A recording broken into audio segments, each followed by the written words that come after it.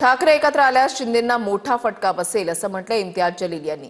भाजपला आणि आरएसएसला कमी समजू नका, शिवसेनेला सोडणारे भाजपलाही सोडू शकतात असं फडणवीसांना वाटत असेल असंही जलील यांनी म्हटलेलं आहे। मला असं पर्सनली असं वाटतं की ते दोघं एकत्र येतील, पण एक शंका आहे की भारतीय जनता पार्टी आणि आरएसएसला तुम्ही कमी समजू नका। त्यांचं वेगळी चाल सुरू असतं। आता त्यांचे जे थिंक टँक आहे आरएसएसचे आणि भारतीय जनता पार्टीचे, ते बसले असेल आणि ते एकत्र आले तर स्वाभाविक आहे खूप मोठा फटका बसणार आहे।